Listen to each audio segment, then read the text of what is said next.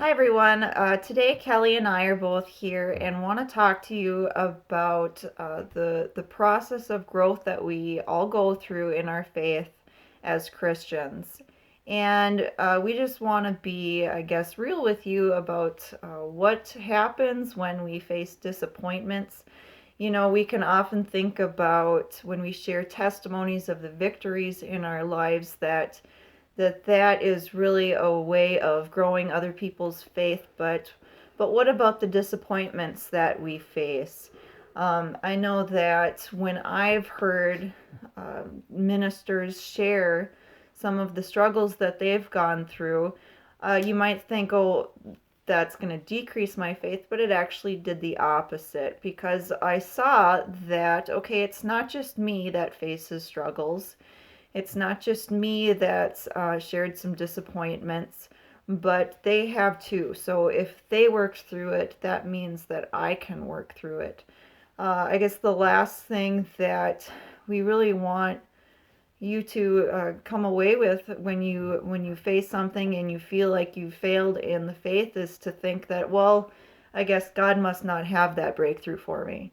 Oh, I guess God doesn't have that, gift for me, or whatever it may be. That's not the stance that you should take coming away from the disappointments you may go through in your life. So what you want to do is not base your faith on your experience, but take God at His word and keep pressing forward.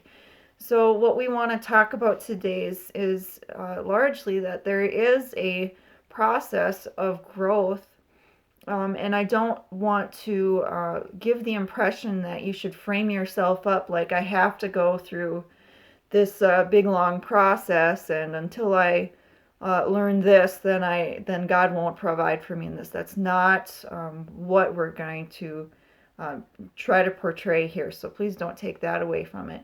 But what I want to do is take away any kind of condemnation that you may have faced if you went through a circumstance and you didn't see the breakthrough.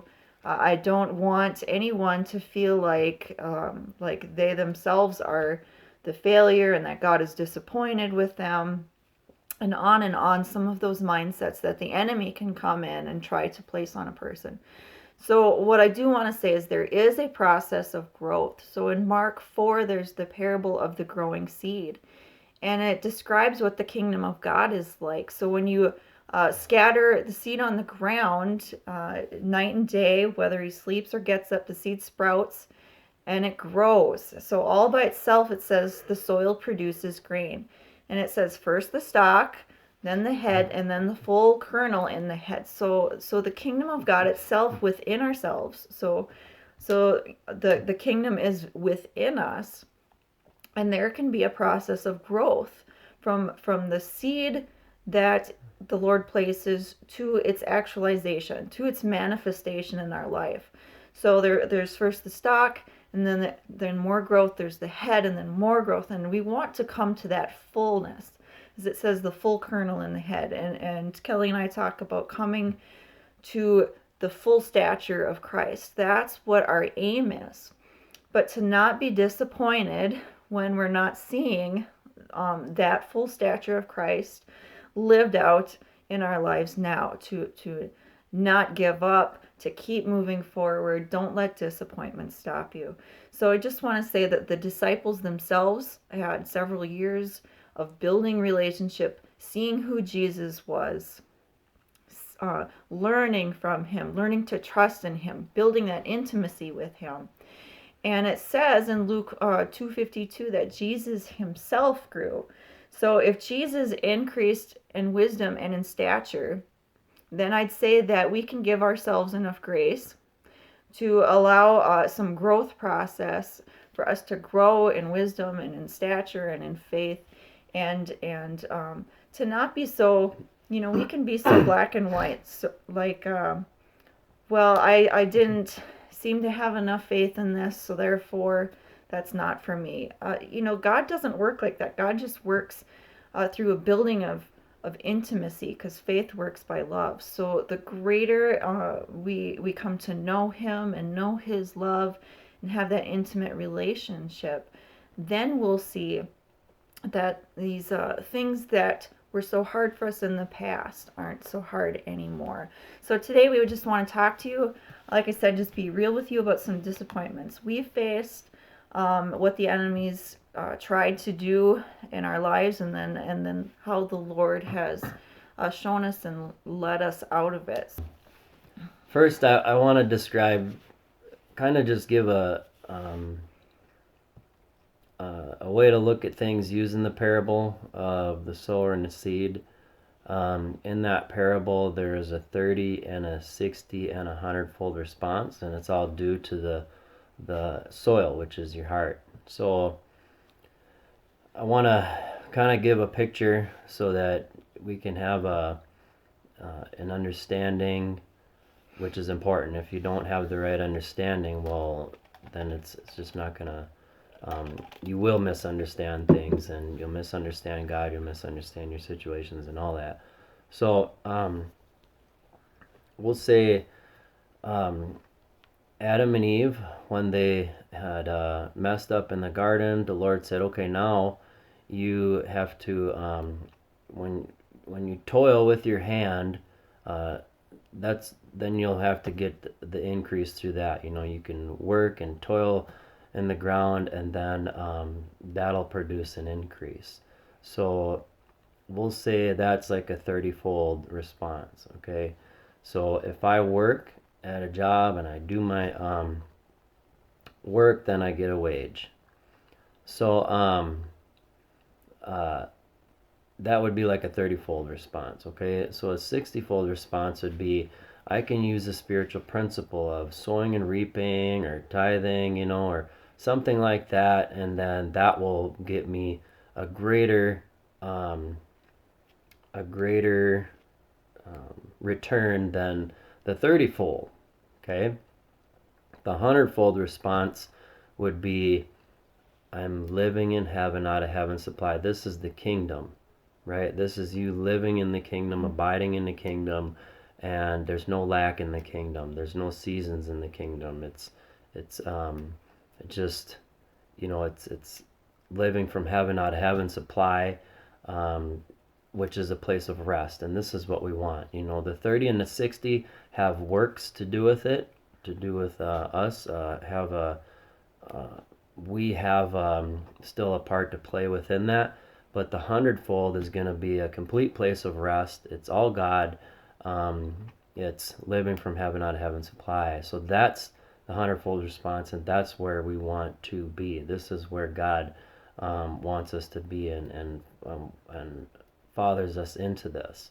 And this is what Jesus spoke of, is the 100-fold response, the good soil, the 100-fold response, the kingdom. The kingdom is outside of everything. It's the highest form. It was from before the earth, during the earth, and after it. It's just, it trumps everything else, the kingdom. So that's where we want to be at. That's where we want to live at. I just wanted to talk about a testimony. It was several years ago. There was a little girl that had cancer, and a friend of mine knew the family, and I was seeing people get healed and stuff, so they had called me and asked if I could come pray for her. And I'm like, yeah, of course I'll come pray for her. So at the time it was very intense. The girl had C. diff. Her kidneys and liver were shutting down. She was brown, like her whole skin was brown. She was not doing well. She was bloated, and they said, there's nothing we can do, and she's gonna die. So she was down at the hospital, and I went down there and we prayed for her, and she snapped out of it. Within a few hours she was getting color back, and then she could use the bathroom and all that. So she snapped out of it, and got to go home. And this was it was several months of, you know, something else would happen, and then we'd pray and she'd be healed of that. And but the cancer never left, you know. And it was maybe probably like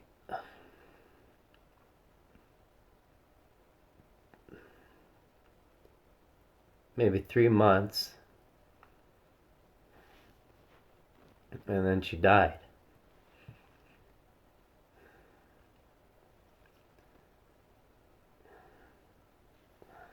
You know, the family's counting on you, and uh, you know, we're all counting on God, and uh, you know, like, well, you know, how could this happen? And you know, these are the questions that you have, and it's tough, you know. And uh, it's hard to, you know, to process that, and you know, go through it. But you know, she was getting healed of everything else but that, and then she died. And um, you know, we still didn't give up. Like, Paul will just raise her up then, you know. And so we, it's four of us that went to the funeral home, you know, after. And you know, we went to go raise her up, you know. And I was believing, and I was like, man, you know, she's gonna get up, this is gonna be great, it's gonna be awesome. And you know, and you know, we went there, and we prayed for like an hour. And you know, I just, it was a powerful time, you know. The presence of the Lord just really came with power. It was, you know, we could feel it. And you know, he was there. And you know, I could really feel, you know, his pleasure uh, towards us. You know, like, man, I felt his pleasure. He was very pleased um, with what we were doing. And it could confuse me, you know. I was like, man, you know, how could I be feeling God's pleasure like this, and still she doesn't raise up? And you know, something like this could, you know, I could get mad at God, and I could just turn my back and be like, oh, forget this, you know, like, oh, dang it, you abandoned me, and you know, and all the different kind of thoughts that could come.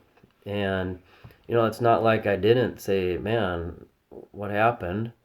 But no matter what I go through or how I don't understand, I always have to have my focus on Jesus, you know, on my Father, and on the Holy Spirit. And I just have that focus no matter what. And I keep going forward. I don't let it stop me from seeking the Lord.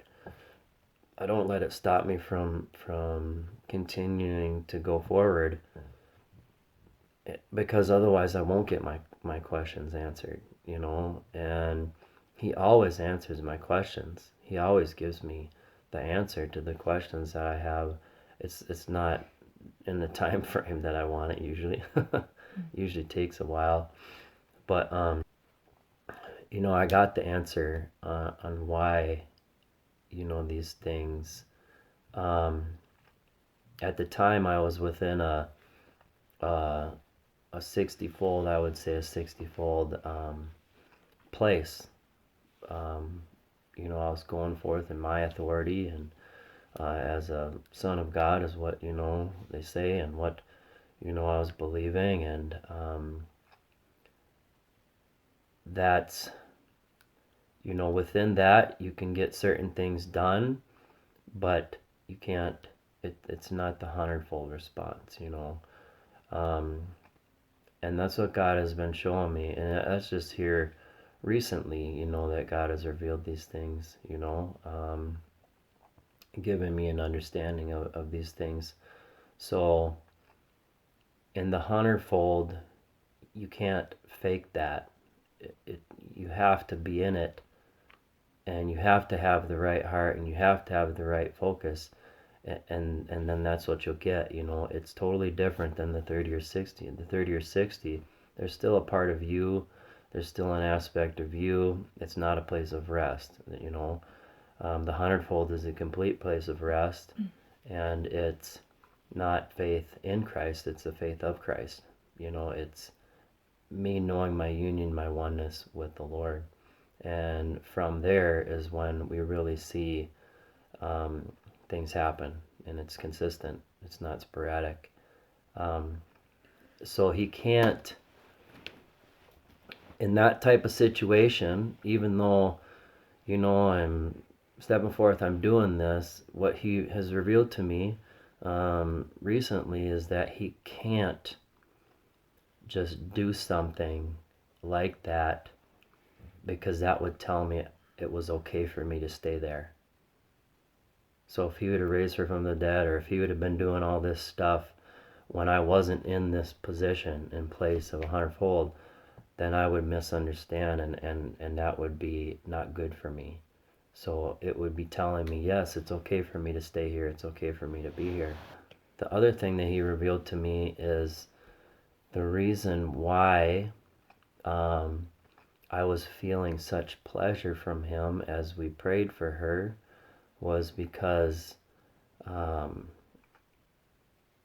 he was very happy and very proud of us trying to be like him. It's he fathers us into this stuff. He wants us to be in this place of maturity. So there's a process of us going through getting to that place of maturity. Now, it shouldn't take a long time. It's not like it's supposed to take 10, 15 years or something like that. So I think people get confused also with that. They misinterpret like, oh, this is a lifetime thing and we'll never make it there. And until we die, we'll never reach this point. And that's just simply not true. We should reach full maturity, fairly quickly. But that will only happen if we actually have the right understanding too, and the right view, which we haven't. So, there was several things that God had revealed to me within this situation. The reason why he was so proud is because we were just his kids going out trying to be like our Father.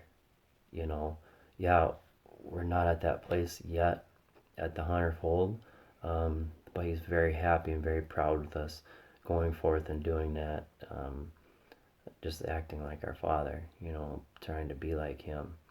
I just thought I'd share, one of the major disappointments that I've faced too, and it's a similar thing where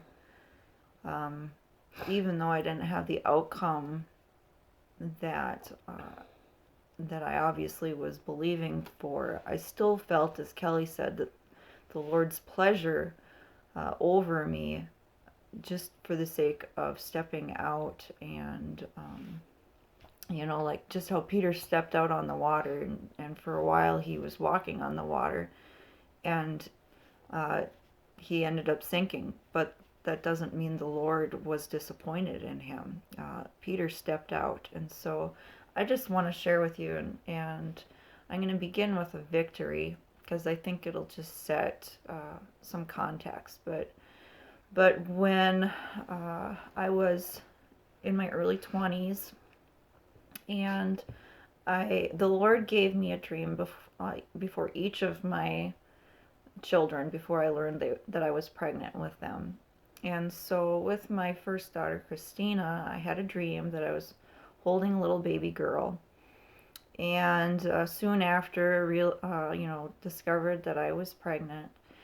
And I just very early on, just a few weeks into the pregnancy, started having this really focused pain in my side that was increasingly bothering me. So one day I just went into, I think it was an urgent care clinic, and started talking to the doctor about it, and it wasn't on the correct side for it to be an appendicitis. So I could see the doctor's concern that it might be an ectopic pregnancy.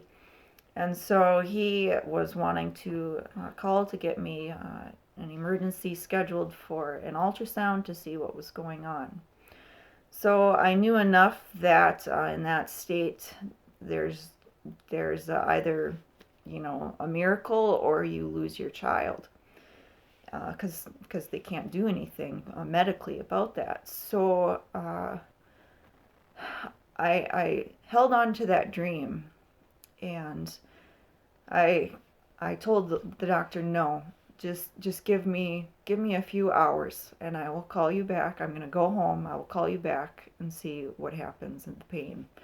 And the doctor is very reluctant, obviously, because your life can be at risk. So I didn't know what it was, but I went home, and it's very early on in my walk, but I think part of it's just the mama bear that comes out in you. So I stepped out and I just started commanding whatever was wrong to be resolved, probably like I've never known before. And just going to war over what could potentially be the life of this baby and for my own life.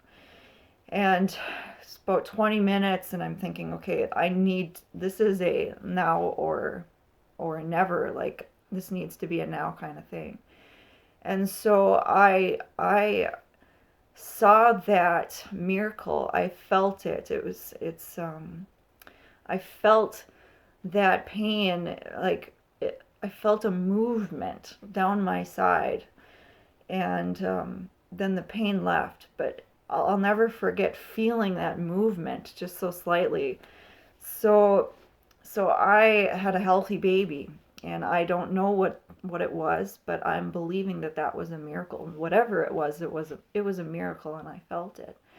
So that was a great victory that I had, and I say that because moving into the next uh, circumstance in my life that I faced, I thought I had that victory under my belt, and it would really propel my faith for what I was next going to face. Because uh, after that, I received another dream that I was, going to have a baby. This dream was different, though. I was looking at baby clothes, and in it, a Christian woman, and God will use different people to represent Himself. So this person, I knew it was representing the Lord. She came up to me, and she said, "Everything's going to be okay." And so I thought that was kind of an interesting dream. But I soon found out I was pregnant, and doing the normal things. So I was actually had bad morning sickness for the whole first trimester, and I was about to go to my doctor. I was showing. I showed early on in my pregnancies. So I went to the doctor at 13 weeks. That was my first appointment, and the doctor couldn't find a heartbeat. So she scheduled me down and did a special ultrasound, and discovered that no, the baby actually didn't make it past like week 6. So here I've been going for weeks, and the baby hadn't survived past that. And so the doctor was pretty much like, "Oh, I'm really surprised you haven't actually miscarried yet. It should happen any day now, but keep me posted if it doesn't." Well, this was obviously really devastating to me, and I remembered back with the dream, and of questioned how to interpret it. And I just went in the bathroom and cried and just said, Lord, I will ever praise you. And I cried the whole way home. And it was when I got home and just started thinking about what I believed. And I believe God raises the dead. So I settled within myself that I'm going to at least pray and step out and believe for this baby to live. And so I started declaring life over this baby, life over this baby. And it went week after week. And so, like I said, this baby died at 6 weeks. I should have miscarried already. It was week 13 I found out that the baby was dead. And I declared and I declared and I declared, and I was very resolute about this up until about week 19. And I was growing. I mean, it looked like I was pregnant. So it was all it was interesting to see. So week 19, I called my doctor, who was really shocked that I still hadn't miscarried, and there can be concerns about that too. But I'm thinking maybe, this baby is maybe come to life. So I schedule and we have another ultrasound and find that there's nothing's happened. And so week 20, after finding that out, it was such a hit that I finally admitted to the Lord. I said, I can't do this.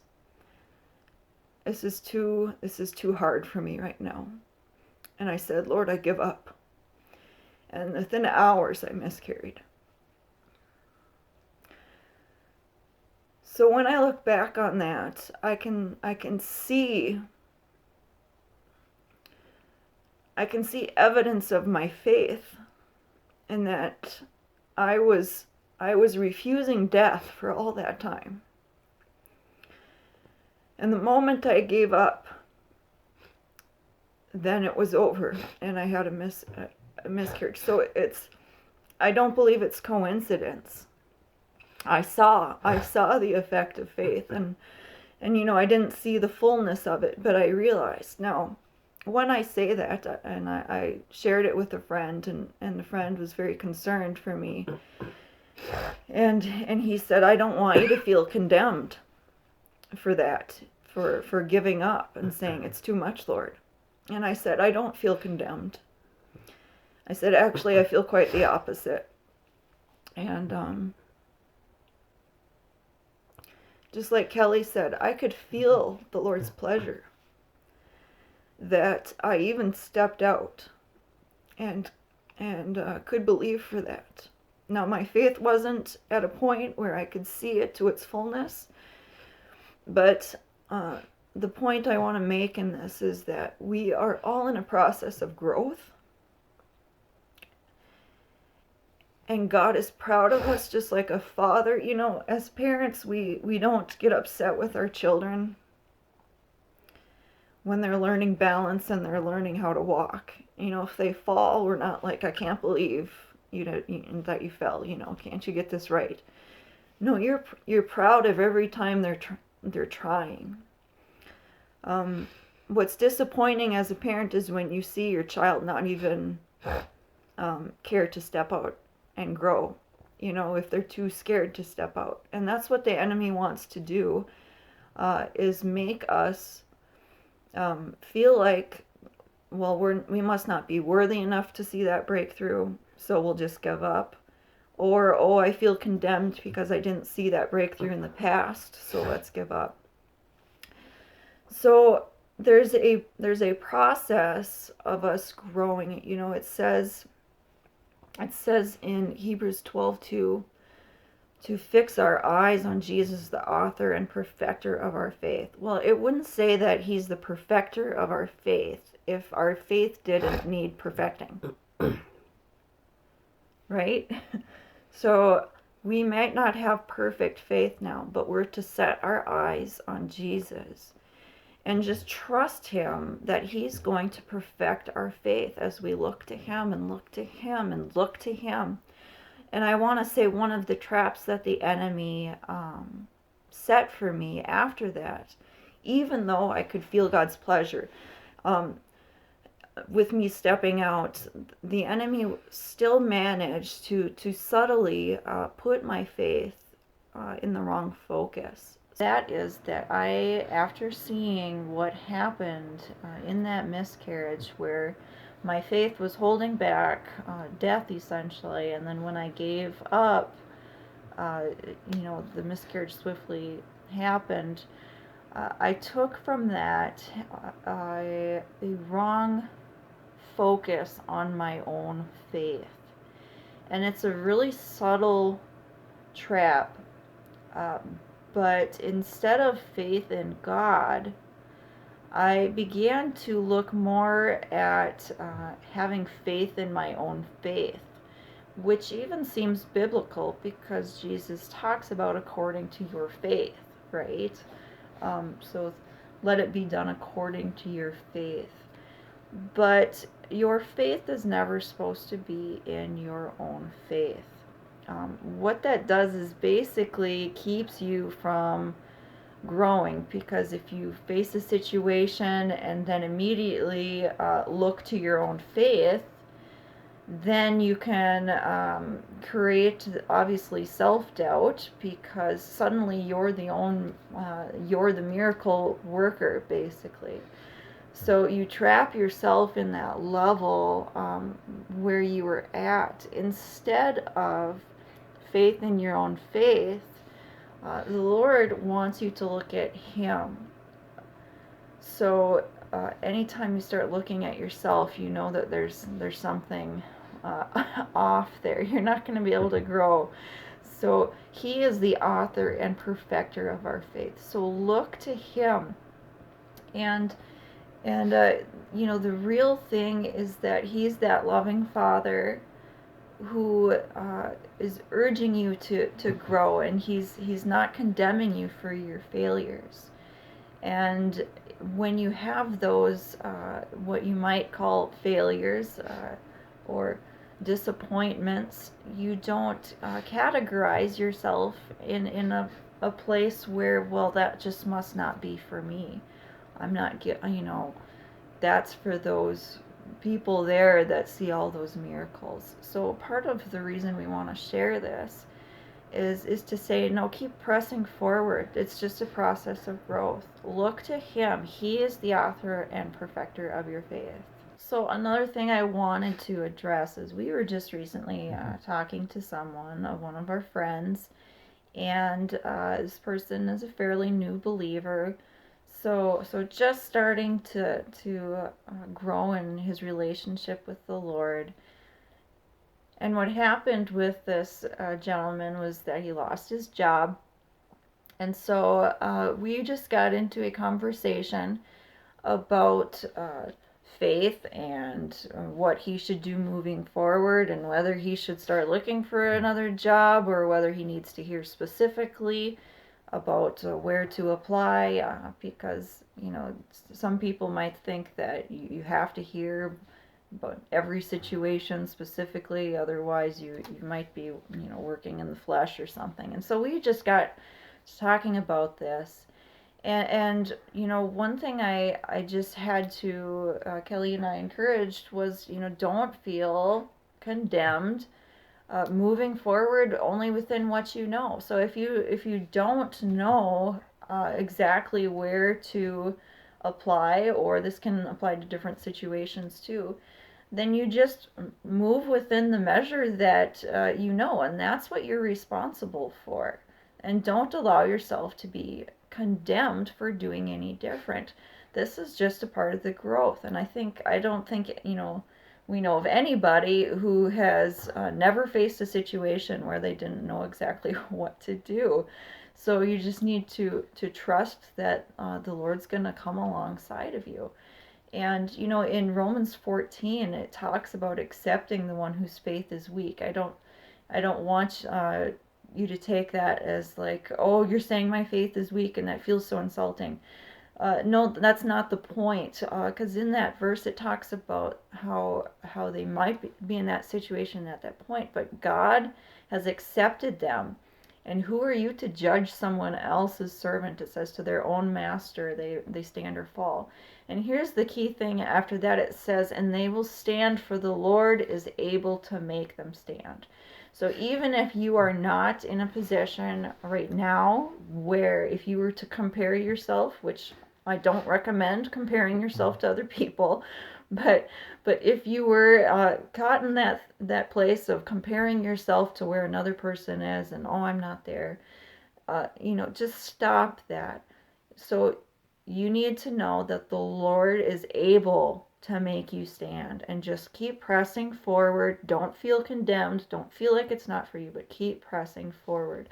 So you might not be in that hundredfold response right now that Kelly was talking about. That's okay. Keep pressing forward. Keep just saying, Lord, let me know you. Open the eyes of my heart. So you are not responsible for operating in something that you haven't grown into yet.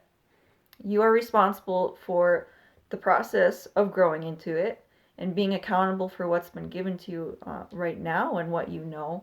But you are not responsible for not operating in something that you haven't grown into yet. So in Romans 12:6, it talks about, if you've been given the gift of prophecy, then prophesy. And it says in accordance with your faith. So in other words, if you don't have the faith or the gift of prophecy at that time, don't go out and say, well, I better go prophesy, over this nation or over this really serious situation with this person, and you don't even have faith for it. That's just, God's not telling you to go jump into the deep end. It can be irresponsible, frankly, of you, for your own self, for your own sake, and for the sake of others. So you begin prophesying in accordance with the faith that you have at that time. And the same thing can apply to other situations, like if you are facing a serious illness. Now, I've come to a point where most things I face, if I have an illness in my body, I don't feel like I need a doctor. But I wasn't at that place at the beginning of my walk with God, and that's fine. See, the Lord grew me into it. Now, had I not known what I knew about the Lord back in my early steps, and someone told me that I had to refuse going to a doctor and just stand on faith in God alone and Him as my healer, I may have not been ready for that. And what it would have been was simply an open door for fear. And when you let fear into the situation, it's counterproductive. So the best way to move forward is to do so within accordance to the faith that you have at that time. And just looking to God to perfect that faith and to grow you into becoming in that place, whether it's going from 30 to 60 or 60 to 100, whatever that response is. I also want to say that, in Exodus 23 and Deuteronomy 7, it talks about how the Lord was going to give the Israelites their promised land. But what's interesting is that He didn't give the promised land all at once. It says that He was going to give it to them little by little, so that the land wouldn't become desolate and so that the wild beasts wouldn't become too many.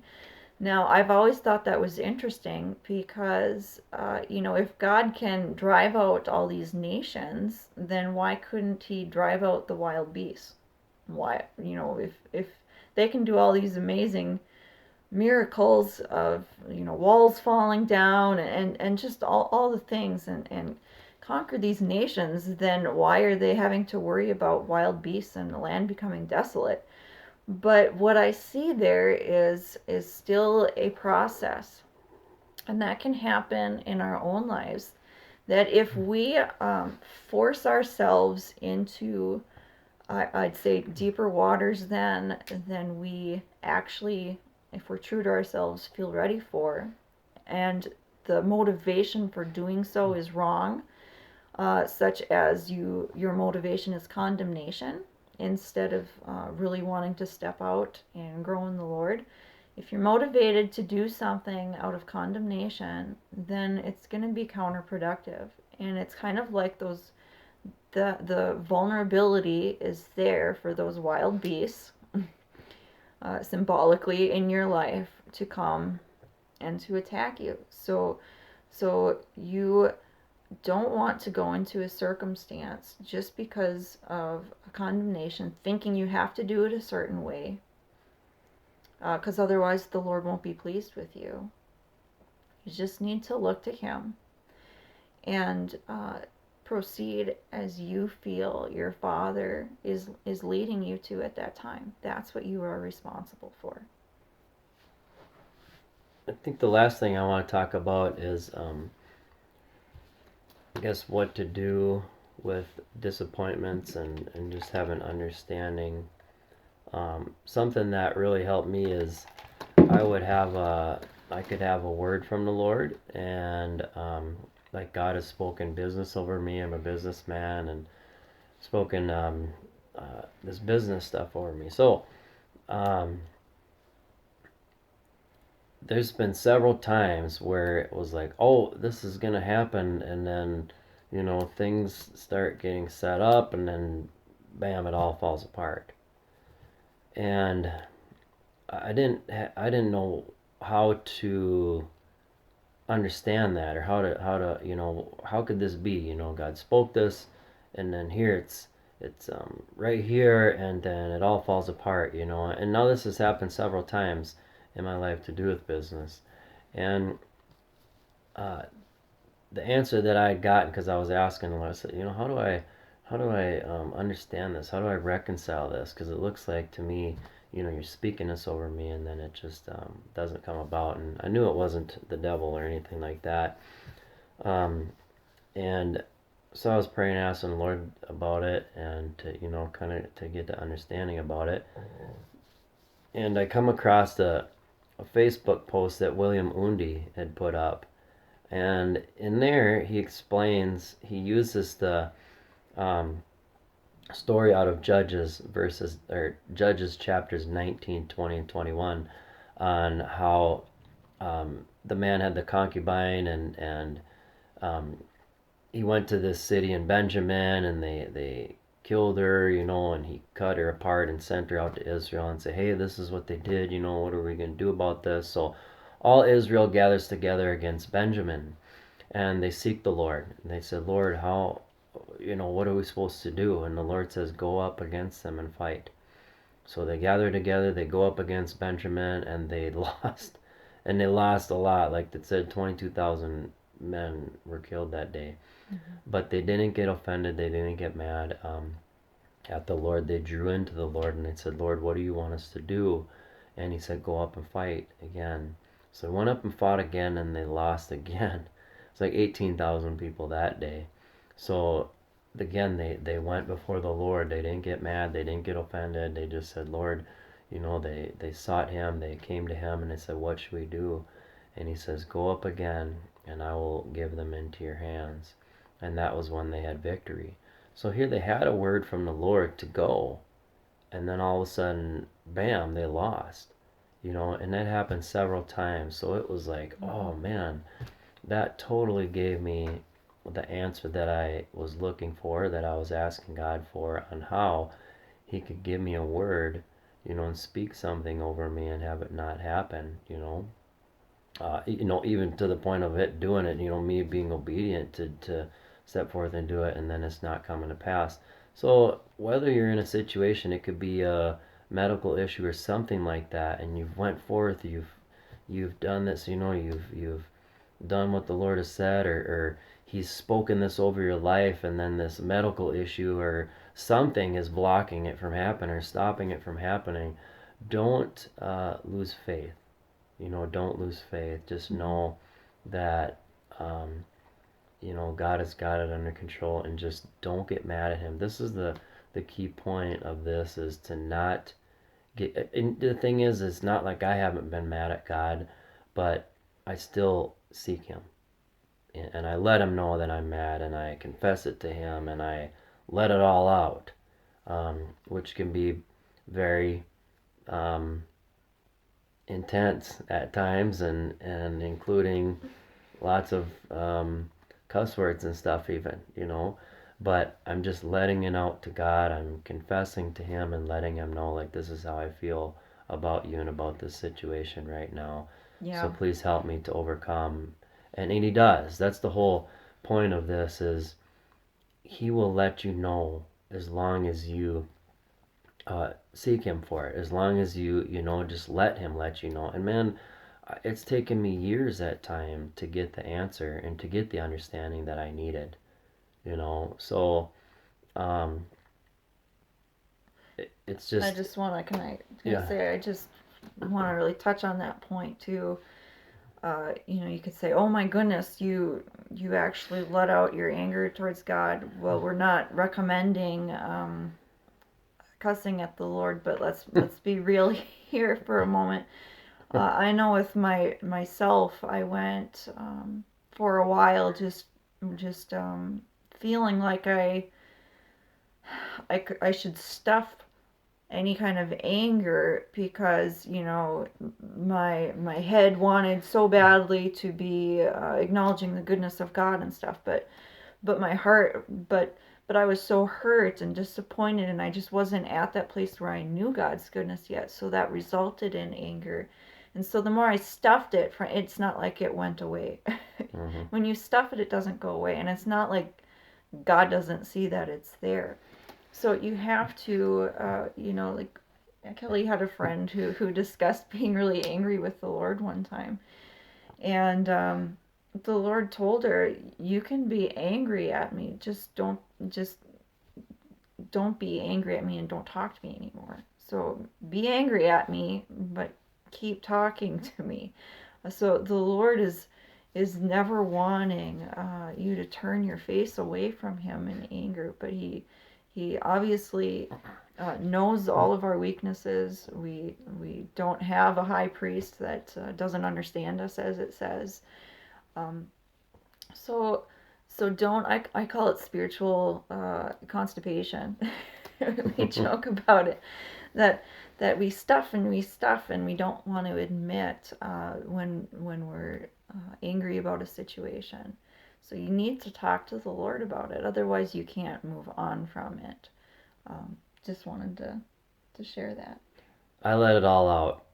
I'm honest with Him about the way I feel Mm. and what's going on in me, and that's the only way I get set free from it, is by releasing it to Him. Yeah. So um, I think I do want to clarify one thing as far as the 30, 60, 100-fold.